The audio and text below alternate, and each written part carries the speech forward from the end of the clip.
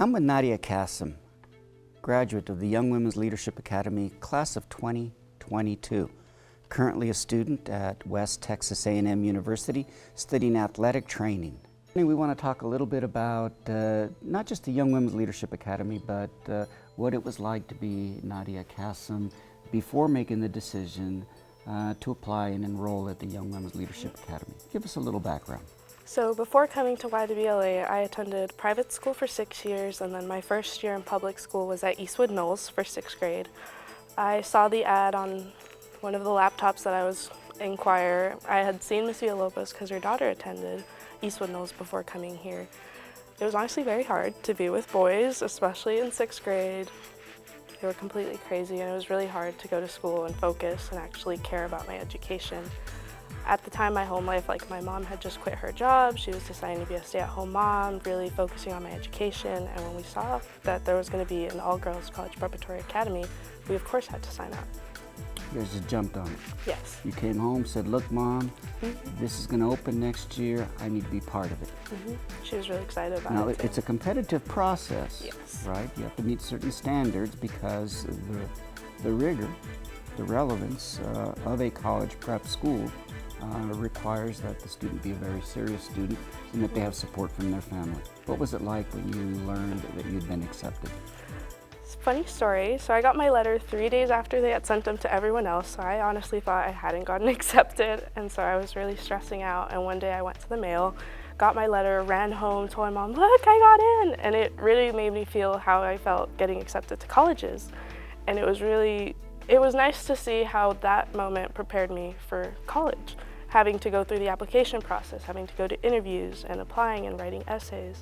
So it was cool to see the growth from day one to now. So that's one of the things that, great transition, great segue.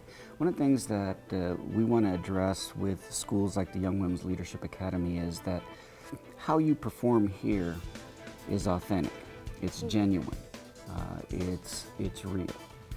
Too often we have students who on the surface attending other comprehensive high schools, not just in our school district, but across the state, who do well in school, they do well on the state mandated test, they get to colleges and universities and they immediately learn that they're not academically prepared to be there, and then ultimately it may result in them leaving the college or the university, coming back home and going to a community college or going directly to work. It's a disservice. Do you believe, and give examples, that the Young Women's Leadership Academy experience made your transition to West Texas A&M University seamless? Yes, I honestly think this semester in college was so much easier than high school here, which I mean that in the best way possible. They push us here in the best way. We get our AP courses, we get our amazing teachers and staff that are always there for you, always there if you need anything, tutoring, questions, help. And it really helped me look for resources at my university, such as tutoring centers, writing centers, getting in touch with your professors, not being afraid to go ask questions during office hours. It helped making the transition smoothly, if that makes sense. Yeah. Now, culture sometimes is a challenge for our students. So when you have a student that does well academically, is well prepared, but they fly off to Chicago, New York, Boston, and all of a sudden the world is a jungle. How has your cultural transition been to West Texas A&M University?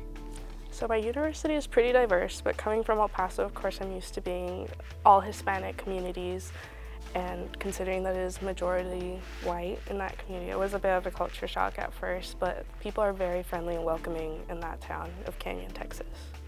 Kenyon? Oh. 20 minutes from Amarillo. What led you to pursue athletic training? So we had an athletic training program here for 2 years, and I was pretty injured at the time. I had pulled my hamstring about 5 times in dance.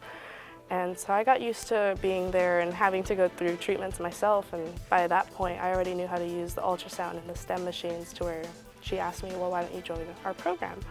And I really loved it, and doing it this semester I actually got into the licensure program at my university, which is one of the only schools in Texas that still offers it for athletic training. So instead of having to go through a master's program, you do a 3-year college program, and you're already a licensed athletic trainer in the state of Texas. I want to say some misconceptions is how stressful it is to get in, but in reality, you have a bunch of girls there that as soon as they see you walk in, like they're exciting to see, oh my gosh, the new recruits, I wonder who they're doing their interview with. We all know the process of how it goes. You write your essay, you take your test, and you do your interview. And yes, it can seem intimidating, but everyone is so welcoming. What advice would you give to a little girl, a fifth grader, who is currently wondering whether or not this is for her? Apply. You never know until you try. Being with a bunch of girls, yes, it's scary and intimidating, but at the end of it, it's really fun, and everyone is very close bonded. And people don't know this, but we are a very school-spirited oriented campus. So it's exciting to see that. A lot of people don't know that there is a full slate of athletic teams, fine arts opportunities, academic competition teams. It is in every way as comprehensive as any of the other high schools, middle schools, but there is a sort of a myopic focus on making sure that when you graduate, you A, will be prepared, and B, you will gain admittance to a college and or university. Why athletic training? You just described it. When you're studying and doing all of this to get it together, what do you do on your free time? I go to the ACU, which is our athletic complex, where they have a variety of classes you can take, such as dance, yoga, spin classes, aerobics, or swimming lessons. That's what I like to do on my free time, rather than just focusing on schoolwork or having to make it to practices and treatments on time for the licensure program. It's kind of like a de-stressor instead, so that's what I like. Will you be coming back to El Paso to be an athletic trainer for one of my schools? Hopefully. With the licensure program, I do take my test at the end of 3 years, so I can be an athletic trainer at a university. Wow. So we'll see how it goes from there. We're small time, going to the university. Well, thank you, Nadia, for taking time this morning and sharing your experience with us. No, thank you for talking with me.